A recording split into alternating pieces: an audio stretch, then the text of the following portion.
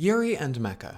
It's a niche combination of genres in anime that you wouldn't think would produce that many results, right? That's what I thought at first. But while it's not as prevalent as their high school romance and magical girl equivalents, I was surprised to find out that there were actually quite a few series that incorporated characteristics of both genres to moderate success. Series such as Kanazaki no Miko, Mai Hime, and more recently The Witch from Mercury, which introduced the world of Gundam to a brand new audience. For this video, however, I want to draw your attention to an anime short film that I don't think too many people know about.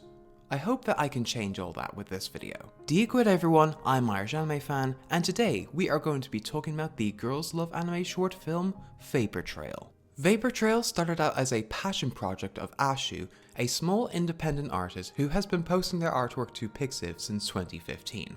Ashu had a dream of one day making an original anime project for a while. What they had in mind specifically was a Yuri sci-fi mecha anime. It wasn't until their final year of university when they finally started to make that dream of reality. With production beginning in March 2020, Ashu set out to make the anime entirely by themselves, meaning that they were involved in every aspect of production, from animating, coloring, and storyboarding every frame of animation. They even took to the task of voice acting for every single character, even though they had no prior acting experience. The film was completed and was soon uploaded to Ashu's YouTube channel in October that same year.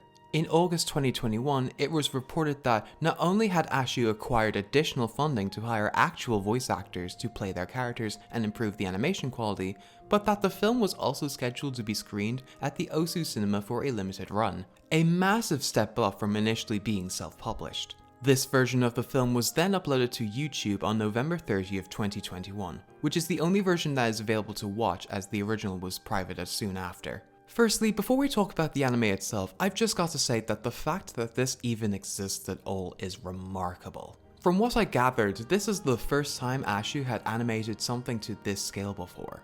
They wrote in their report stating that they had worked non-stop for 7 months and it took them over 7,000 drawings excluding background art to complete. They did all that and also had to finish their final year of university on top of that?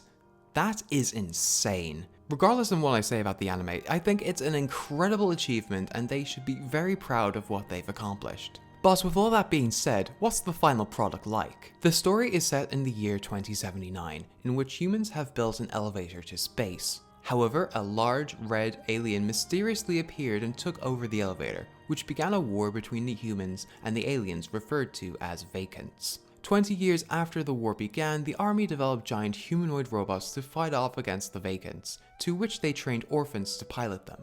Misora is one of those orphan-turned-mech pilots who, alongside Riza, a girl whose spirit is linked to her mech, fights off the Vacants and reclaim the elevator. You can definitely tell this film was made entirely by one person. In a lot of ways, it feels more like a proof of concept rather than a highly polished work. That's most evident in its story and characters, which is pretty standard for a sci-fi and mecha anime with some heavily implied Yuri elements thrown into the mix. But instead of dwelling on its flaws, I'm going to highlight some aspects of the film that I found to be really cool. In my opinion, this has very strong Evangelion vibes, from the concepts of souls being trapped inside mechs to the deliberate lack of background music throughout most of the film. It was no surprise afterwards when I found out that Eva was actually a key influence on Ashu whilst making it, along with other anime, manga, video games, films, and music that informed their vision throughout the production process. I love this match cut early on, where Misora reassures Riza by putting her hand on her cheek,